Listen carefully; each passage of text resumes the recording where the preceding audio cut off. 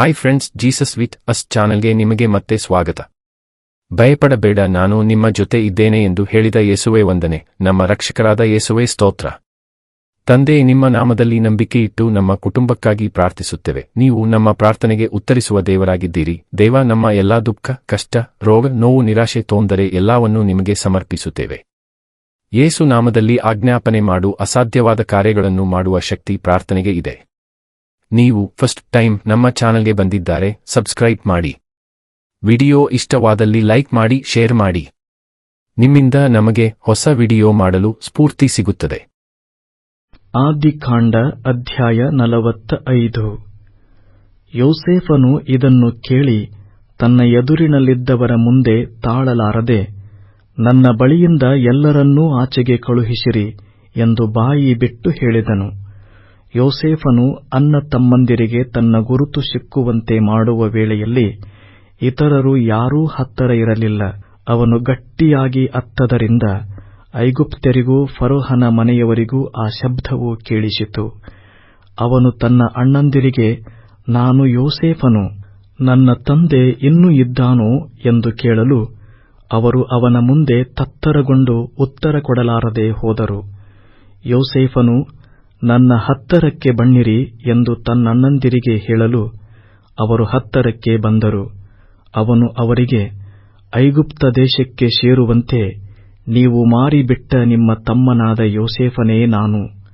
ನೀವು ನನ್ನನ್ನು ಹಾಗೆ ಮಾರಿದ್ದಕ್ಕಾಗಿ ವ್ಯಸನಪಟ್ಟು ದುಃಖಿಸಬೇಡಿರಿ. ಪ್ರಾಣ ಸಂರಕ್ಷಣೆಗಾಗಿ ದೇವರು ನನ್ನನ್ನು ನಿಮ್ಮ ಮುಂದೆ ಕಳುಹಿಸಿದನು. ದೇಶಕ್ಕೆ ಬರಬಂದು 2 ವರುಷವಾಗಿದೆಯಷ್ಟೇ. ಇನ್ನೂ 5 ವರುಷಗಳ ಪರ್ಯಂತರ ಬಿತ್ತುವುದಕ್ಕಾಗಲಿ ಕೊಯ್ಯುವುದಕ್ಕಾಗಲಿ ಅವಕಾಶವಿಲ್ಲ. ನಿಮ್ಮ ಜನವು ಭೂಮಿಯ ಮೇಲೆ ಉಳಿಯುವಂತೆಯೂ ನೀವು ಈ ವಿಪತ್ತಿಗೆ ಸಿಕ್ಕದೆ ಬಹುಜನವಾಗುವಂತೆಯೂ ದೇವರು ನನ್ನನ್ನು ನಿಮ್ಮ ಮುಂದೆ ಕಳುಹಿಸಿದನು.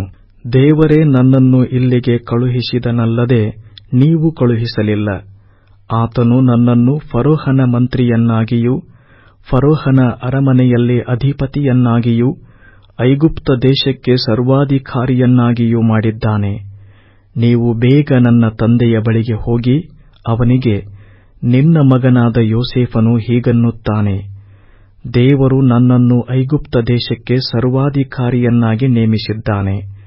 ನೀನು ತಡ ಮಾಡದೆ ನನ್ನ ಬಳಿಗೆ ಬಾ. ಗೋಷೆನ್ ಸೀಮೆಯಲ್ಲಿ ನೀನು ವಾಸ ಮಾಡಬಹುದು. ನೀನು, ನಿನ್ನ ಮಕ್ಕಳು, ಮೊಮ್ಮಕ್ಕಳು, ಕುರಿ, ದನ ಮೊದಲಾದ ಸ್ವಾಸ್ಥ್ಯ ಸಹಿತರಾಗಿ ನನ್ನ ಬಳಿಯಲ್ಲೇ ಇರಬಹುದು. ಈ ಬರಗಾಲ ತೀರುವುದಕ್ಕೆ ಇನ್ನೂ 5 ವರುಷ ಹೋಗಬೇಕು.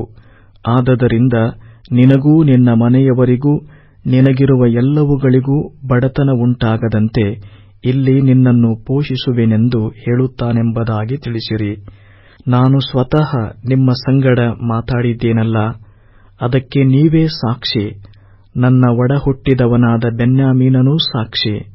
ಐಗುಪ್ತ ದೇಶದಲ್ಲಿ ನನಗಿರುವ ಎಲ್ಲಾ ವೈಭವವನ್ನೂ ನೀವು ಕಂಡದ್ದೆಲ್ಲವನ್ನೂ ತಂದೆಗೆ ತಿಳಿಸಿ ಬೇಗನೆ ಅವನನ್ನು ಇಲ್ಲಿಗೆ ಕರಕೊಂಡು ಬರಬೇಕೆಂದು ಹೇಳಿ ತನ್ನ ತಮ್ಮನಾದ ಬೆನ್ಯಾಮೀನನ ಕೊರಳನ್ನು ಅಪ್ಪಿಕೊಂಡು ಅತ್ತನು.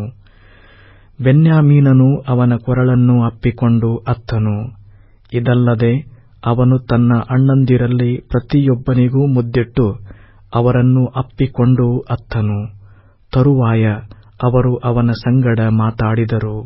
ಯೋಸೇಫನ ಅಣ್ಣ ತಮ್ಮಂದಿರು ಬಂದ ಸಮಾಚಾರವು ಫರೋಹನ ಮನೆಯವರಿಗೆ ತಿಳಿದಾಗ ಫರೋಹನಿಗೂ ಅವನ ಪರಿವಾರದವರಿಗೂ ಸಂತೋಷವಾಯಿತು. ಫರೋಹನು ಯೋಸೇಫನನ್ನು ಕರೆಸಿ, ನೀನು ನಿನ್ನ ಅಣ್ಣ ತಮ್ಮಂದಿರಿಗೆ ತಿಳಿಸಬೇಕಾದ ನನ್ನ ಆಜ್ಞೆ ಏನೆಂದರೆ, ನೀವು ನಿಮ್ಮ ಪಶುಗಳ ಮೇಲೆ ಸಾಮಾನುಗಳನ್ನು ಹೇರಿ ಕಾನಾನ್ ದೇಶಕ್ಕೆ ಹೋಗಿ ನಿಮ್ಮ ತಂದೆಯನ್ನೂ ಮನೆಯವರನ್ನೂ ನನ್ನ ಬಳಿಗೆ ಕರಕೊಂಡು ಬನ್ನಿರಿ. ಐಗುಪ್ತ ದೇಶದಲ್ಲಿ ದೊರಕುವ ಉತ್ತಮ ವಸ್ತುಗಳನ್ನು ನಿಮಗೆ ಕೊಡುವೆನು ಮತ್ತು ನೀವು ಈ ದೇಶದ ಸುಖವನ್ನು ಅನುಭವಿಸಬಹುದು. ಮತ್ತು ನಿಮ್ಮ ಹೆಂಡತಿ ಮಕ್ಕಳಿಗೋಸ್ಕರ ಐಗುಪ್ತ ದೇಶದಿಂದ ರಥಗಳನ್ನು ತೆಗೆದುಕೊಂಡು ಹೋಗಿ ನಿಮ್ಮ ತಂದೆಯನ್ನು ಕರಕೊಂಡು ಬನ್ನಿರಿ. ಐಗುಪ್ತ ದೇಶದಲ್ಲೆಲ್ಲಾ ಇರುವ ಉತ್ತಮ ವಸ್ತುಗಳು ನಿಮ್ಮ ಪಾಲಿಗೆ ಬಂದದರಿಂದ ನಿಮಗಿರುವ ಸ್ವತ್ತಿನ ವಿಷಯ ಚಿಂತೆ ಪಡಬೇಕಾದ ಅವಶ್ಯವಿಲ್ಲ ಎಂಬುದೇ ಅಂದನು. ಇಸ್ರಾಯೇಲನ ಮಕ್ಕಳು ಅದೇ ಮೇರೆಗೆ ಮಾಡಿದರು. ಫರೋಹನ ಅಪ್ಪಣೆಯ ಪ್ರಕಾರ ಯೋಸೇಫನು ಅವರಿಗೆ ರಥಗಳನ್ನೂ ಮಾರ್ಗಕ್ಕೆ ಬೇಕಾದ ಆಹಾರವನ್ನೂ ಕೊಡಿಸಿದನು. ಇದಲ್ಲದೆ ಪ್ರತಿಯೊಬ್ಬನಿಗೂ ಶ್ರೇಷ್ಠ ವಸ್ತ್ರಗಳನ್ನೂ ಕೊಟ್ಟನು. ಬೆನ್ಯಾಮೀನನಿಗೂ 300 ರೂಪಾಯಿಗಳನ್ನೂ 5 ಶ್ರೇಷ್ಠ ವಸ್ತ್ರಗಳನ್ನೂ ಕೊಟ್ಟನು. ತನ್ನ ತಂದೆಗೋಸ್ಕರ ಐಗುಪ್ತ ದೇಶದ ಒಳ್ಳೆ ವಸ್ತುಗಳನ್ನು 10 ಕತ್ತೆಗಳ ಮೇಲೆ ಹೇರಿಸಿ 10 ಹೆಣ್ಣು ಕತ್ತೆಗಳ ಮೇಲೆ ತನ್ನ ತಂದೆಯ ಪ್ರಯಾಣಕ್ಕೆ ಬೇಕಾದ ದವಸ ಧಾನ್ಯಗಳನ್ನೂ ಬೇರೆ ತಿನ್ನುವ ಪದಾರ್ಥಗಳನ್ನೂ ಕಟ್ಟಿಸಿಕೊಟ್ಟನು. ಆಗ ತನ್ನ ಅಣ್ಣ ತಮ್ಮಂದಿರಿಗೆ, ನೀವು ದಾರಿಯಲ್ಲಿ ಜಗಳ ಮಾಡಬೇಡಿರಿ ಎಂದು ಬುದ್ಧಿ ಹೇಳಿ ಅವರಿಗೆ ಹೋಗುವುದಕ್ಕೆ ಅಪ್ಪಣೆ ಕೊಟ್ಟನು. ಅವರು ಹೊರಟು ಹೋದರು. ಅವರು ಐಗುಪ್ತ ದೇಶವನ್ನು ಬಿಟ್ಟು ಕಾನಾನ್ ದೇಶಕ್ಕೆ ಸೇರಿ ತಂದೆಯಾದ ಯಾಕೋಬನ ಬಳಿಗೆ ಬಂದು ಅವನಿಗೆ, ಯೋಸೇಫನು ಇನ್ನೂ ಜೀವದಿಂದಿದ್ದಾನೆ, ಅವನು ಐಗುಪ್ತ ದೇಶದ ಸರ್ವಾಧಿಕಾರಿಯಾಗಿದ್ದಾನೆ ಎಂದು ತಿಳಿಸಲು ಅವನು ಸ್ತಬ್ಧನಾಗಿ ನಂಬಲಿಲ್ಲ. ತರುವಾಯ ಯೋಸೇಫನು ಹೇಳಿ ಕಳುಹಿಸಿದ್ದ ಎಲ್ಲಾ ಮಾತುಗಳನ್ನು ಕೇಳಿ ತನ್ನ ಪ್ರಯಾಣಕ್ಕೋಸ್ಕರ ಯೋಸೇಫನ ಕಡೆಯಿಂದ ಬಂದ ರಥಗಳನ್ನು ನೋಡಿ ಇಸ್ರಾಯೇಲನೆನಿಸಿಕೊಳ್ಳುವ ಅವರ ತಂದೆ ಯಾಕೋಬನು ಚೇತರಿಸಿಕೊಂಡು, ಸಾಕು, ನನ್ನ ಮಗನಾದ ಯೋಸೇಫನು ಸಜೀವನಾಗಿದ್ದಾನೆ, ನಾನು ಸಾಯುವುದಕ್ಕಿಂತ ಮುಂಚೆ ಹೋಗಿ ಅವನನ್ನು ನೋಡುವೆನು ಅಂದನು. ಆದಿಕಾಂಡ ಅಧ್ಯಾಯ 46. ಯಾಕೋಬನು ಐಗುಪ್ತ ದೇಶದಲ್ಲಿ ಇರುವುದಕ್ಕೆ ಹೋದದ್ದು, ಅವನ ಜೊತೆಯಲ್ಲಿ ಹೋದವರ ವಿವರಣೆ. ಇಸ್ರಾಯೇಲನು ತನಗಿದ್ದ ಸರ್ವಸ್ವವನ್ನೂ ತೆಗೆದುಕೊಂಡು ಪ್ರಯಾಣ ಮಾಡಿ ಬೇರ್ಷೆಬಕ್ಕೆ ಬಂದು ತನ್ನ ತಂದೆಯಾದ ಈಸಾಕನ ದೇವರಿಗೆ ಯಜ್ಞಗಳನ್ನು ಮಾಡಿದನು. ಅಲ್ಲಿ ದೇವರು ರಾತ್ರಿಯ ಸ್ವಪ್ನದಲ್ಲಿ ಇಸ್ರಾಯೇಲನನ್ನು ಯಾಕೋಬನೇ, ಯಾಕೋಬನೇ ಎಂದು ಕರೆಯಲು ಅವನು ಇದ್ದೇನೆ ಅಂದನು. ಆತನು, ನಾನು ದೇವರು, ನಿನ್ನ ತಂದೆ ಆರಾಧಿಸಿದ ದೇವರು. ನೀನು ಗಟ್ಟಾ ಇಳಿದು ಹೆದರದೆ ಐಗುಪ್ತ ದೇಶಕ್ಕೆ ಹೋಗು, ಅಲ್ಲಿ ನಿನ್ನಿಂದ ಮಹಾಜನಾಂಗವುಂಟಾಗುವಂತೆ ಮಾಡುವೆನು. ನಾನೇ ನಿನ್ನೊಂದಿಗೆ ಐಗುಪ್ತಕ್ಕೆ ಬರುವೆನು. ಅಲ್ಲಿಂದ ನಿಶ್ಚಯವಾಗಿ ನಿನ್ನನ್ನು ತಿರುಗಿ ಕರೆದುಕೊಂಡು ಬರುವೆನು. ನಿನ್ನ ಅವಸಾನ ಕಾಲದಲ್ಲಿ ಯೋಸೇಫನು ನಿನ್ನ ಕಣ್ಣುಗಳ ಮೇಲೆ ಕೈಯಿಡುವನು ಅಂದನು. ಬಳಿಕ ಯಾಕೋಬನು ಬೇರ್ಷೆಬದಿಂದ ಹೊರಟನು. ಫರೋಹನು ಅವನನ್ನು ಕರಕೊಂಡು ಬರುವುದಕ್ಕೆ ಕಳುಹಿಸಿದ್ದ ರಥಗಳ ಮೇಲೆ ಇಸ್ರಾಯೇಲನ ಮಕ್ಕಳು ತಮ್ಮ ತಂದೆಯಾದ ಯಾಕೋಬನನ್ನೂ ಹೆಂಡತಿ ಮಕ್ಕಳನ್ನೂ ಕುಳ್ಳಿರಿಸಿಕೊಂಡು ಹೊರಟರು. ಯಾಕೋಬನೂ ಅವನ ಮನೆತನದವರೆಲ್ಲರೂ ತಮ್ಮ ದನ ಕುರಿಗಳನ್ನೂ ತಾವು ಕಾನಾನ್ ದೇಶದಲ್ಲಿ ಸಂಪಾದಿಸಿಕೊಂಡಿದ್ದ ಸ್ವತ್ತುಗಳನ್ನೂ ತೆಗೆದುಕೊಂಡು ಐಗುಪ್ತ ದೇಶವನ್ನು ತಲುಪಿದರು. ಹೀಗೆ ಯಾಕೋಬನು ತನ್ನ ಗಂಡು ಹೆಣ್ಣು ಮಕ್ಕಳನ್ನೂ ಮೊಮ್ಮಕ್ಕಳನ್ನೂ ತನ್ನ ಮನೆತನದವರೆಲ್ಲರನ್ನೂ ತನ್ನ ಸಂಗಡಲೇ ಐಗುಪ್ತ ದೇಶಕ್ಕೆ ಕರಕೊಂಡು ಹೋದನು. ಇಸ್ರಾಯೇಲನೆಂಬ ಯಾಕೋಬನು ತನ್ನ ಮಕ್ಕಳೊಡನೆ ಐಗುಪ್ತ ದೇಶಕ್ಕೆ ಬಂದಾಗ ಅವನಿಗಿದ್ದ ಸಂತಾನದವರ ವಿವರಣೆ. ಯಾಕೋಬನ ಚೊಚ್ಚಲ ಮಗನು ರೂಬೇನನು. ರೂಬೇನನ ಮಕ್ಕಳಾದ ಹನೋಕ, ಫಲ್ಲು, ಹೆಚ್ರೋನ್, ಕರ್ಮೀ. ಶಿಮೆಯೋನನ ಮಕ್ಕಳಾದ ಯಮುವೇಲ್, ಯಾಮಿನ್, ಓಹದ್, ಯಾಕೀನ್, ಚೋಹರ್ ಮತ್ತು ಕಾನಾನ್ಯ ಹೆಂಗಸಿನಲ್ಲಿ ಹುಟ್ಟಿದ ಸೌಲ. ಲೇವಿಯ ಮಕ್ಕಳಾದ ಗೇರ್ಷೋನ್, ಕೆಹಾತ್, ಮೆರಾರಿ. ಯಹೂದನ ಮಕ್ಕಳಾದ ಏರ್, ಓನಾನ್, ಶೆಲಾಹ, ಪೆರೆಚ್, ಜರಹ. ಇವರಲ್ಲಿ ಏರ್, ಓನಾನ್ ಎಂಬವರು ಕಾನಾನ್ ದೇಶದಲ್ಲೇ ಸತ್ತರು. ಪೆರೆಚನ ಮಕ್ಕಳಾದ ಹೆಚ್ರೋನ್, ಹಾಮೂಲ್. ಇಸ್ಸಾಕಾರನ ಮಕ್ಕಳಾದ ತೋಲಾ, ಪುವ್ವಾ, ಯೋಬ್, ಶಿಮ್ರೋನ್.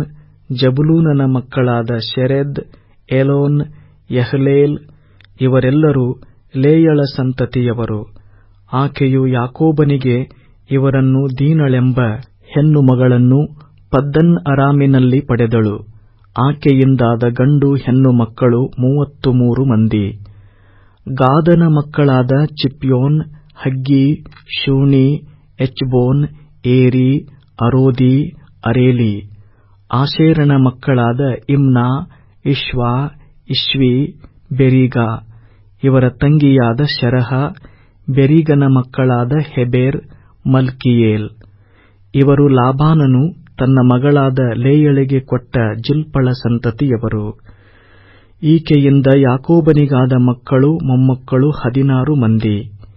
ಯಾಕೋಬನ ಹೆಂಡತಿಯಾದ ರಾಹೇಲಳ ಮಕ್ಕಳು ಯೋಸೇಫ್, ಬೆನ್ಯಾಮಿನ್. ಐಗುಪ್ತ ದೇಶದಲ್ಲಿ ಯೋಸೇಫನಿಗೆ ಓನ್ ಪಟ್ಟಣದ ಆಚಾರ್ಯನಾದ ಪೋಟೀಫೆರನ ಮಗಳಾದ ಆಸನತ್ ಎಂಬಾಕೆಯಲ್ಲಿ ಹುಟ್ಟಿದ ಮನಸ್ಸೆ, ಎಫ್ರಾಯಿಮ್. ಬೆನ್ಯಾಮೀನನ ಮಕ್ಕಳಾದ ಬಿಳಾ, ಬೆಕರ್, ಅಷ್ಬೇಲ್, ಗೇರಾ, ನಾಮಾನ್, ಯೆಹಿರೋಷ್, ಮುಪ್ಪಿಮ್, ಹುಪ್ಪಿಮ್, ಆರ್ದ. ಈ 14 ಮಂದಿಯು ರಾಹೇಲಳ ಮೂಲಕ ಯಾಕೋಬನಿಂದಾದ ಸಂತತಿಯವರು.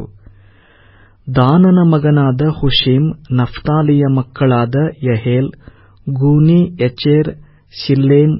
ಇವರು ಲಾಬಾನನು ತನ್ನ ಮಗಳಾದ ರಾಹೇಲಳಿಗೆ ಕೊಟ್ಟ ಬಿಲ್ಹಳ ಸಂತತಿಯವರು. ಈಕೆಯಿಂದ ಯಾಕೋಬನಿಗಾದ ಮಕ್ಕಳು ಮೊಮ್ಮಕ್ಕಳು 7 ಮಂದಿ. ಯಾಕೋಬನ ಸೊಸೆಯರಲ್ಲದೆ ಯಾಕೋಬನಿಂದಲೇ ಹುಟ್ಟಿ ಅವನೊಂದಿಗೆ ಐಗುಪ್ತ ದೇಶಕ್ಕೆ ಹೋದವರು ಒಟ್ಟು 66 ಮಂದಿ. ಅವರಲ್ಲದೆ ಐಗುಪ್ತ ದೇಶದಲ್ಲಿ ಯೋಸೇಫನಿಗೆ ಹುಟ್ಟಿದವರು 2. ಐಗುಪ್ತ ದೇಶಕ್ಕೆ ಹೋದ ಯಾಕೋಬನ ಕುಟುಂಬದವರೆಲ್ಲರೂ ಒಟ್ಟಾಗಿ 70 ಮಂದಿ. ಯಾಕೋಬನು ಗೋಷೆನ್ ಸೀಮೆಯ ದಾರಿ ವಿಚಾರಿಸುವುದಕ್ಕೆ ಯಹೂದನನ್ನು ಮುಂದಾಗಿ ಯೋಸೇಫನ ಬಳಿಗೆ ಕಳುಹಿಸಿದನು. ಅವರು ಗೋಷೆನ್ ಸೀಮೆಗೆ ಬಂದಾಗ ಯೋಸೇಫನು ತನ್ನ ರಥವನ್ನು ಸಿದ್ಧಪಡಿಸಿಕೊಂಡು ತನ್ನ ತಂದೆಯಾದ ಇಸ್ರಾಯೇಲನನ್ನು ಎದುರುಗೊಳ್ಳುವುದಕ್ಕೋಸ್ಕರ ಗೋಷೇನಿಗೆ ಹೋಗಿ ಅವನಿಗೆ ಕಾಣಿಸಿಕೊಂಡು ತಂದೆಯನ್ನು ಬಹಳ ಹೊತ್ತಿನವರೆಗೆ ಅಪ್ಪಿಕೊಂಡು ಅತ್ತನು. ಇಸ್ರಾಯೇಲನು ಯೋಸೇಫನಿಗೆ, ನಾನು ನಿನ್ನ ಮುಖವನ್ನು ಕಂಡು ನೀನು ಇನ್ನೂ ಜೀವದಿಂದಿರುವುದನ್ನು ತಿಳುಕೊಂಡದ್ದರಿಂದ ಸಂತೃಪ್ತನಾಗಿ ಸಾಯುವೆನು ಎಂದು ಹೇಳಿದನು. ಯೋಸೇಫನು ತನ್ನ ಅಣ್ಣ ತಮ್ಮಂದಿರಿಗೂ ತಂದೆಯ ಮನೆಯವರೆಲ್ಲರಿಗೂ, ನಾನು ಹೋಗಿ ಫರೋಹನ ಸನ್ನಿಧಾನದಲ್ಲಿ ನೀವು ಬಂದ ವರ್ತಮಾನವನ್ನು ತಿಳಿಸಿ, ಕಾನಾನ್ ದೇಶದಲ್ಲಿದ್ದ ನನ್ನ ಅಣ್ಣ ತಮ್ಮಂದಿರು ತನ್ನ ತಂದೆಯ ಮನೆಯವರು ನನ್ನ ಬಳಿಗೆ ಬಂದಿದ್ದಾರೆ. ಅವರು ಪಶುಪಾಲಕರಾದದ್ದರಿಂದ ಕುರಿ ಕಾಯುವವರಿಗೆ ಸಂಬಂಧಪಟ್ಟವರು. ಅವರು ತಮ್ಮ ಕುರಿದನಗಳನ್ನು ತಮಗಿರುವ ಸರ್ವಸ್ವವನ್ನೂ ತಂದಿದ್ದಾರೆ ಎಂದು ಹೇಳುತ್ತೇನೆ. ಫರೋಹನು ನಿಮ್ಮನ್ನು ಕರೆಸಿ, ನಿಮ್ಮ ಕೆಲಸವೇನು ಎಂದು ಕೇಳಿದರೆ, ನೀವು, ಚಿಕ್ಕಂದಿನಿಂದ ಇದುವರೆಗೂ ನಿನ್ನ ಸೇವಕರಾದ ನಾವು ನಮ್ಮ ಪೂರ್ವಿಕರ ಪದ್ಧತಿಯ ಮೇರೆಗೆ ಪಶುಪಾಲಕರು ಅನ್ನಿರಿ. ಪಶುಪಾಲಕರು ಐಗುಪ್ತ್ಯರಿಗೆ ಅಸಹ್ಯವಾಗಿರುವುದರಿಂದ ಗೋಷೆನ್ ಸೀಮೆಯನ್ನು ನಿಮ್ಮ ನಿವಾಸಕ್ಕೆ ನೇಮಿಸುವನು ಅಂದನು.